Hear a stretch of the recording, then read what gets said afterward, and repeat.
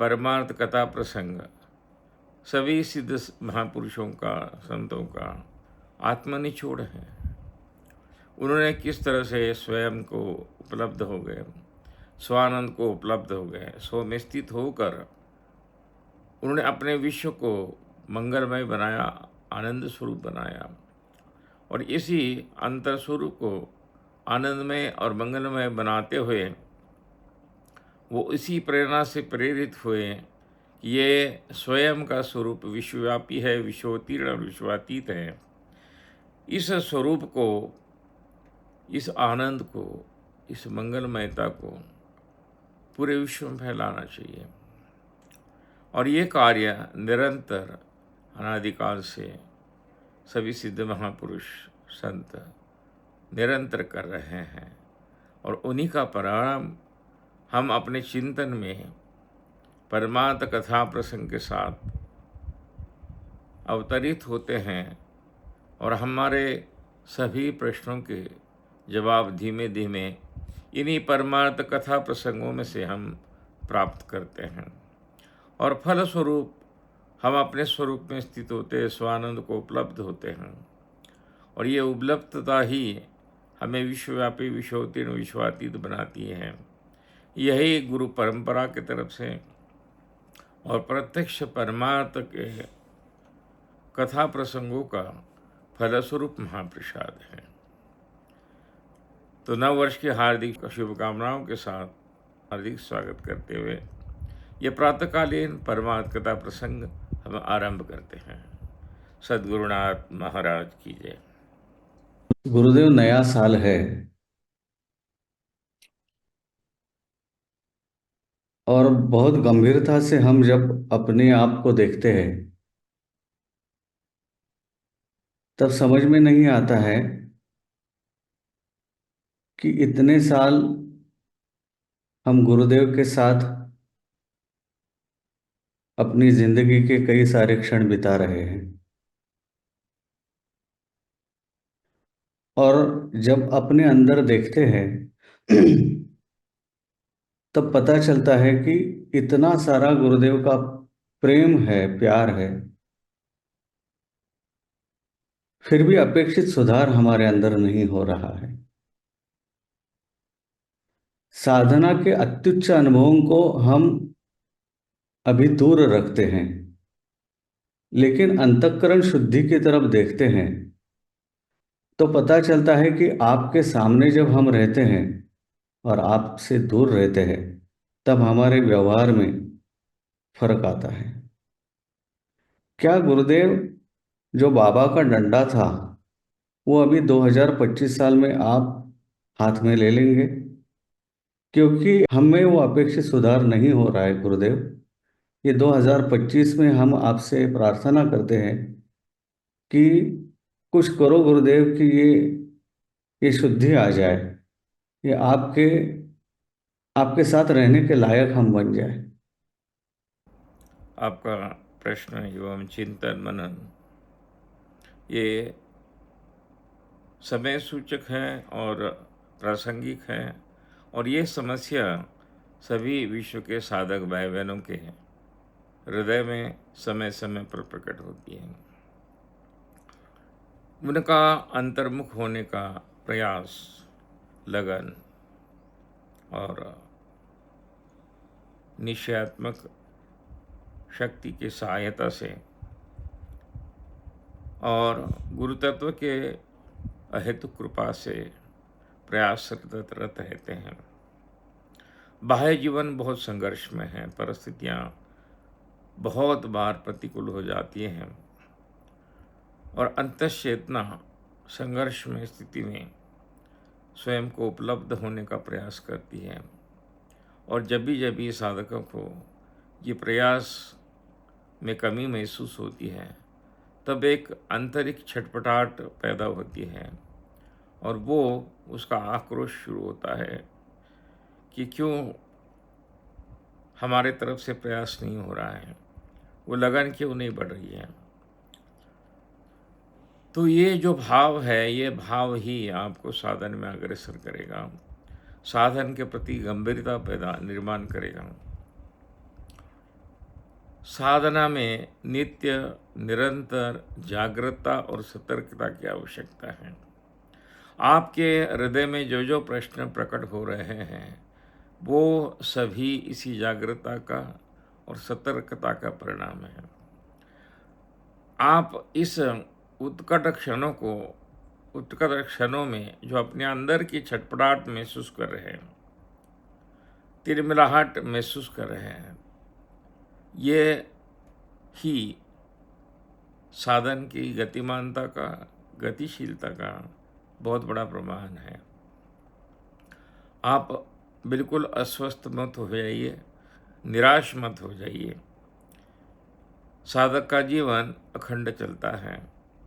जब तक वो स्वयं की प्राप्ति स्वयं को उपलब्ध नहीं होता, तब तक ये संघर्ष यात्रा जारी रहती है।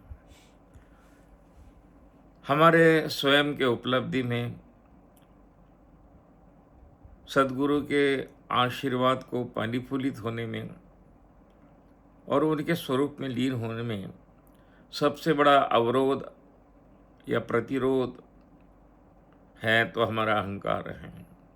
और ये अहंकार अलग अलग रूप लेके अलग अलग समय में अलग अलग स्थानों में बड़ी विचित्रता से प्रकट होता है। कभी हमने सोचा भी नहीं होता है कि ये इस तरह से मार्ग में खड़ा होकर रोड़ा पैदा कर सकता है।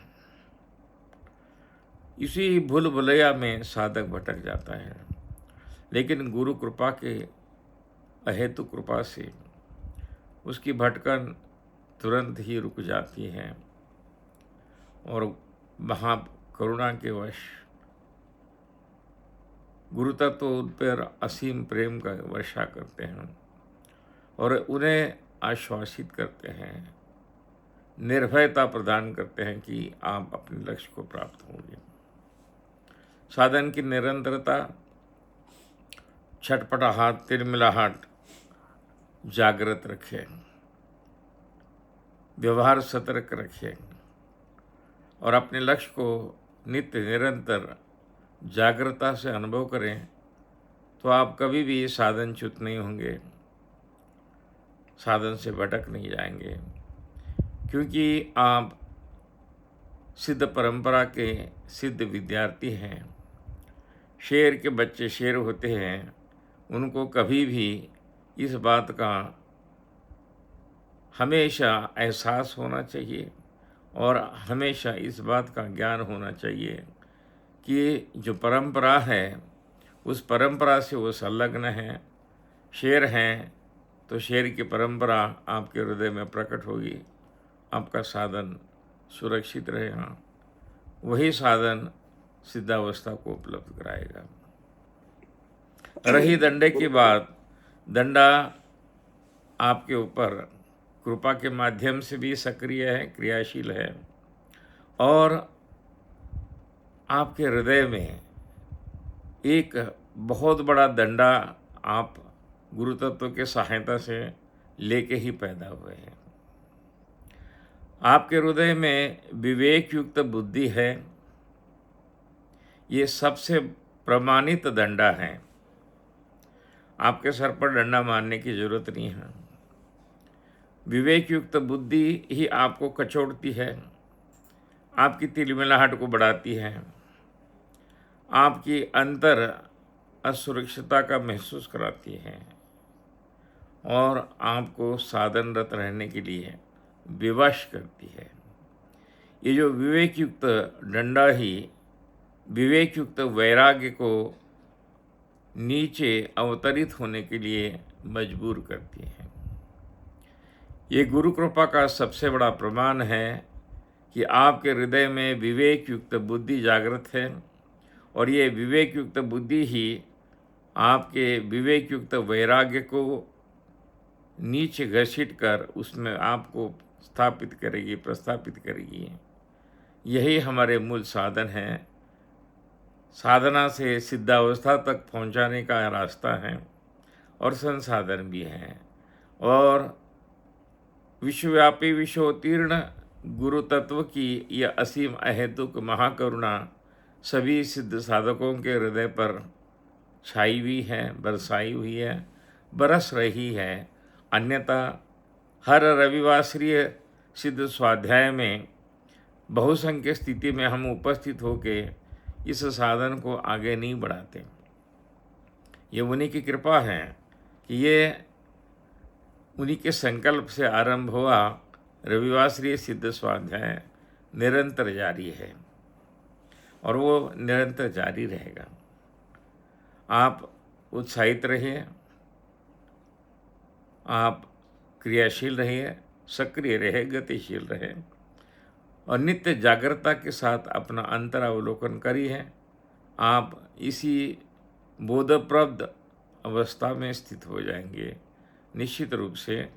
और हमारी परंपरा का सदैव आशीर्वाद सभी सिद्ध साधक बहनों के साथ जुड़ा हुआ है। सद्गुरुनाथ महाराज की जय। गुरुदेव, कभी कभी ऐसे लगता है कि जो अनुकूल परिस्थितियां हैं जीवन में, क्या वही हमको बहा कर ले जाएगी?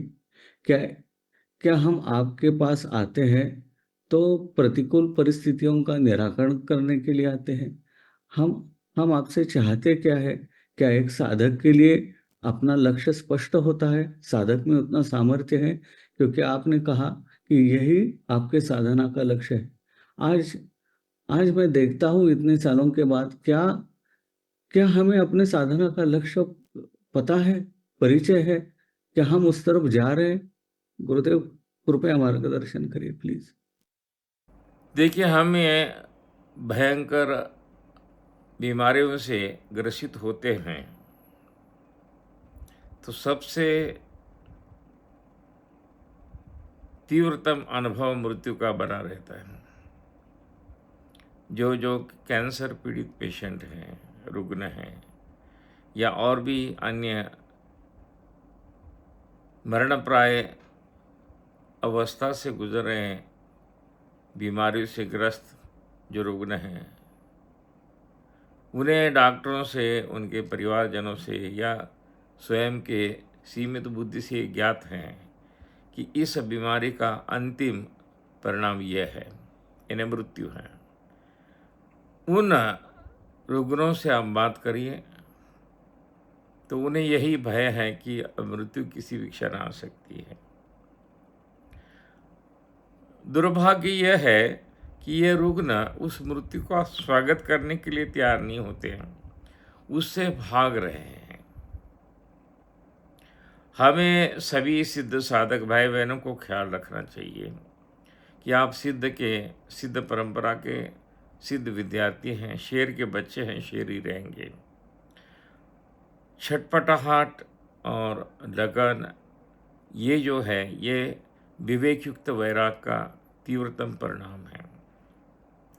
नित्य जीवन में जीते हुए सन्यासी हो, ब्रह्मचारी हो, गृहस्थी हो, उसे अपने लक्ष्य के प्रति तीव्रतम जागरूकता है तो वो निश्चित रूप से साधनरत रहेगा।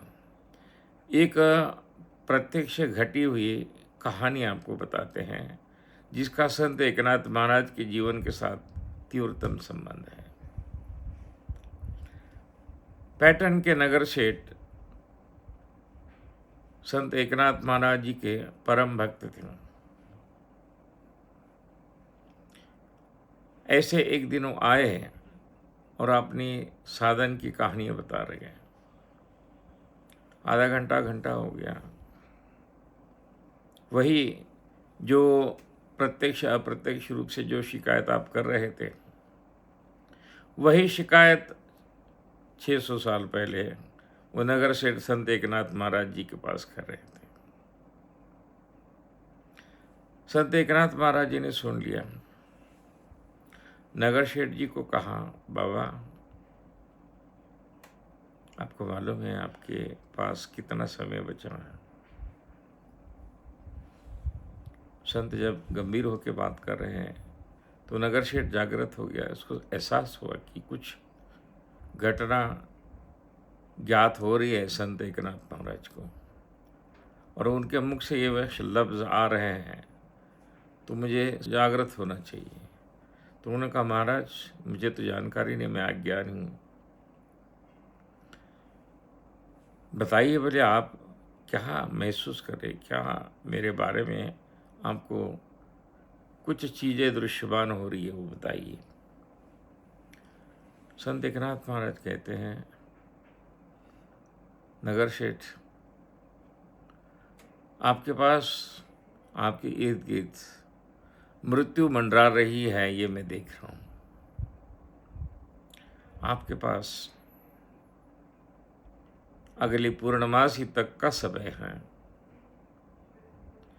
अब ये समय किस तरह से काटना है, किस तरह से जीना है, यह आप सोच लीजिए।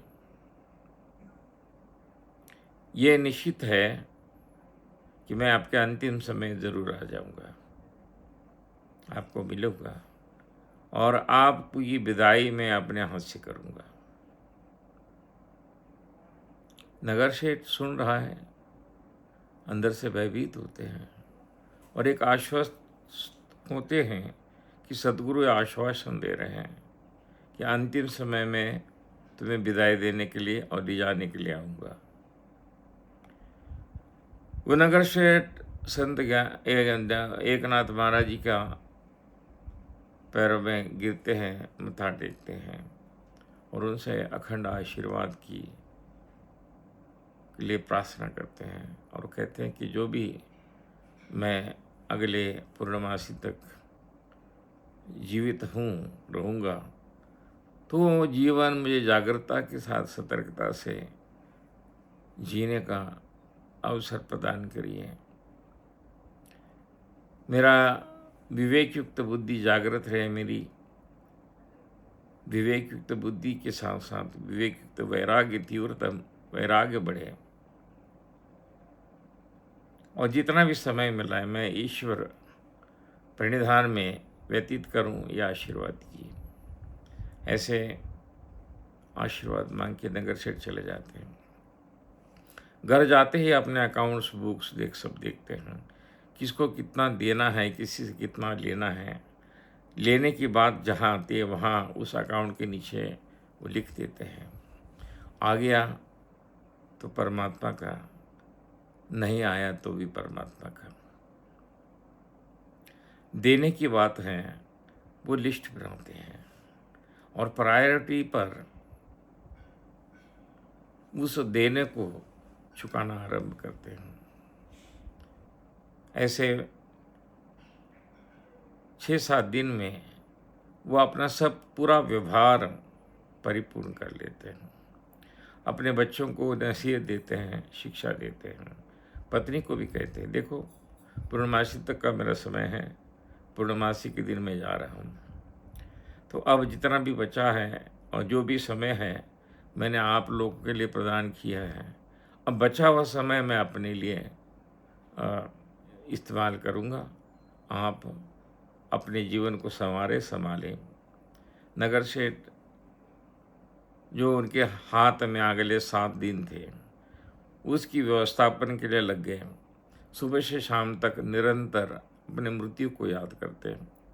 जितना बन सके वो सुबह दिन आरंभ होते ही जाप में लगे रहते हैं, स्वाध्याय करते हैं, कोशिश करते हैं ध्यान की, और धीरे धीरे सभी अपने निर्मित अवरोधों से मुक्त होना आरंभ कर देते हैं। कोई पारिवारिक व्यवधान नहीं है, कोई पारिवारिक संबंध से वो व्यतीत नहीं है। उनको लगता है कि सभी पारिवारिक संबंधों का मैंने बड़े प्रेम के साथ, सम्मान के साथ निर्वाह किया है, और जो भी कुछ जाने अनजाने में उनके प्रति मोह था, गुरुदेव के असीम अहेतु कृपा से उस मोह से मैं मुक्त होकर निर्मोही हो रहा हूँ। और इतना ही नहीं, उन 7 दिनों में उस निर्मोह अवस्था को वो प्राप्त हो गए। धीरे धीरे उनको याद आ रहा था कि गुरुदेव ने कहा है कि पूर्णमासी की सूर्यास्त तक का आपका जीवन है, उसके बाद मैं आपको लेने आऊँगा। तीव्रतम वैराग्य की पराकाष्ठा को नगर सेठ उपलब्ध हुए। सभी नित्य नैमित्तिक कर्मों का सम्मान करते हुए, व्यावहारिक कर्मों से मुक्त होते हुए, विनिर्मुक्त होते हुए, सभी मोहित संबंधों को प्रेममय और स्नेहमय संबंध में परिणित करके अपने आप में जो वैश्विक प्रेम है उसका अवतरण वो अनुभव कर रहे थे। इतना बड़ा प्रेम, इतनी बड़ी करुणा, इतना बड़ा आनंद वो इससे पहले कभी भी अनुभव नहीं कर रहे थे। ये जो सप्ताह की शुरुआत हुई थी वो अपने जीवन मुक्ति का अनुभव कर रहे थे। एक दिन गया, दूसरे दिन गया, तीसरा दिन गया, वो अंतर्मुख होकर अंतरावलोकन से हम कहीं फंसे तो नहीं हैं, मानसिक रूप से, बौद्धिक रूप से, चैतिक रूप से वो अंतरावलोकन निरंतर कर रहे हैं। और जैसे जैसे जैसे वो अंतर प्रवेश कर रहे हैं, बाह्यता से मुक्त हो रहे हैं और धीरे धीरे धीरे ये बाह्यता से मुक्तता उन्हें अंतर में भी उस मुक्तता का अनुभव कर रहे हैं। ऐसे होते होते पूर्णमासी का सूर्योदय होता है। सूर्योदय के साथ सुबह स्नान करके अपने इष्ट देवता के सामने बैठे हुए हैं, भगवान पांडुरंग भगवान विठल के सामने अपनी कृतज्ञता अभिव्यक्त करते हैं कि संत एकनाथ महाराज जैसा सद्गुरु मुझे प्राप्त हुआ। और उन्हीं के सामने, उन्हीं के हाथों से मैं अपने इष्ट लोक में गमन कर रहा हूँ। इससे ज़्यादा भाग्यशाली क्या हो सकता है। अंतिम दिन का जो उनका समय सारणी थी बहुत व्यस्त थी। जितने भी अपने रिश्तेदार आ रहे थे उनको सबको मिल रहे थे, गांव के सभी सज्जनों को मिल रहे थे। सबसे यही बात कह रहे थे, मेरे से कोई गलती हो तो माफ़ कीजिए, और मेरे से आप कोई देना चाहते हैं तो वो मैं क्षमा करता हूँ। वो आप मुझे कुछ मत दिए, मेरे से भी कुछ बचा हो आपको लेने के लिए तो अब यही समय है मेरे पास, मेरे से जो भी ले जाना है ले जाइए। अपने पत्नी से क्षमा प्रार्थना करते हैं, अपने वरिष्ठ परिवारजनों से क्षमा प्रार्थना करते हैं कि जाने अनजाने में मैंने कभी आपसे क्रोध किया हो, गुस्सा किया हो, या आपके दिल को, मन को, बुद्धि को, चित्त को मैंने क्षतिग्रस्त किया हो तो मुझे क्षमा कीजिए। सभी से प्रार्थना करके इन सभी चीज़ों से वो मुक्त हो रहे हैं। धीरे धीरे दोपहर ढल गई, शाम हो रही है। अब उन्हें अपने गुरुदेव का इंतज़ार था। ठीक 5 बजने के आसपास संत एकनाथ महाराज बिल्कुल तैयारी के साथ आते हैं। उन्होंने सूर्यास्त की घटिका देख के समय तय किया होता कि इस समय ये नगर क्षेत्र प्रस्थान करेंगे, और बस सब दोनों परिवारजन भी इस प्रतीक्षा में थे कि नगर सेठ का प्रस्थान समय नज़दीक आ गया। संत एकनाथ महाराज आ गए। नगर सेठ ने उनके पाद्य पूजन किया और पाद्य पूजन से गुरुदेव के श्री चरणों में साष्टांग नमस्कार करते हुए उन्हें प्रार्थना की, जो भी जीवन में जिया हूँ आपके सामने जिया हूँ, जो भी मेरे जीवन में परिवर्तन हुआ, जो भी मैंने उपलब्ध की आपके असीम अहेतुक आशीर्वाद से की, यही आशीर्वाद लोक लोकांतर में मेरे साथ बना रहे और सिद्ध लोक में आप मुझे आशीर्वाद दीजिए, मैं आपके गोद में बैठा रहूं। यही आशीर्वाद दीजिए और मुझे प्रस्थान के समय आप अपने साथ अपने में समा लीजिए।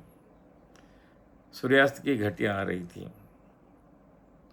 संत एकनाथ महाराज उस नगर शेर को अपने सामने बिठाते हैं, घटिया गिन रहे हैं, और संत एकनाथ महाराज आँख बंद करके बड़े अंतर्मुख होकर आंतरिक स्मित हास्य से अपने शिष्य को निहार रहे हैं।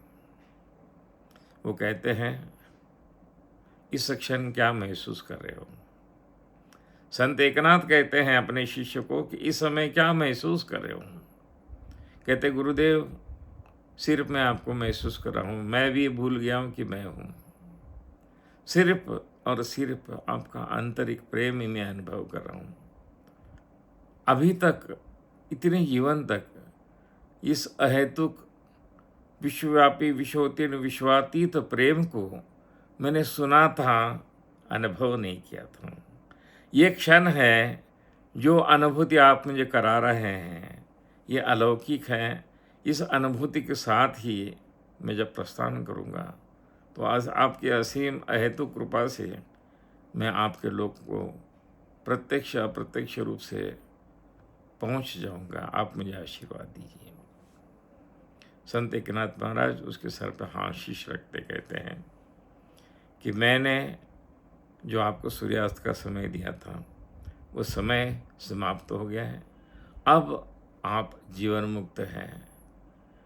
अब आप अपने आप में स्वतंत्र हैं। इस स्वतंत्रता के लिए मैंने आपको 7 दिन की मोहलत दी थी। इस 7 दिन की मोहलत में आपको पूरा अवसर दिया गया था कि आप अंतर्मुख होकर अंतरावलोकन करके जिन जिन मोहों से बद्ध हैं उन मोह से निर्मुक्त हो जाइए, मुक्त हो जाइए। जिन जिन अवगुणों से बद्ध हैं उन सभी अवगुणों से मुक्त हो जाइए। ये मुक्तता ही सद्गुणों की वृद्धि है, प्रेम की वृद्धि है। इस प्रेम और सद्गुणों को विश्वव्यापी विश्वोत्तीर्ण विश्वातीत करना ही सिद्ध साधकों का लक्ष्य है। गुरु कृपा नित्य निरंतर सदैव हो रही है। वो आपके हृदय में आत्मस्वरूप में नित्य प्रकट हैं। उन्हीं को अनुभव करना है। उन्हीं की कृपा से इस पद को जानना है और ये पद उन्हीं की कृपा से ही हृदय में प्रकट होता है। और सभी आप भाग्यशाली हैं कि आप सिद्ध परंपरा से जुड़े हैं। भगवान नित्यानंद बाबा, मुक्तानंद, शिरडी साई बाबा, गजानन महाराज शेगांव, अक्कलकोट महाराज, इन सभी गुरु परंपराओं से जुड़े हुए सिद्ध परंपरा के आप सिद्ध विद्यार्थी हैं। आपको आपका लक्ष्य निश्चित रूप से प्राप्त होगा। जिस प्रक्रिया के माध्यम से वो अपने आप को उपलब्ध हुए, वही ध्यान की प्रक्रिया का प्रयोग हम अपने अंतर्मुख होकर अंतर लक्ष्य को प्राप्त करने के लिए प्रयास करेंगे।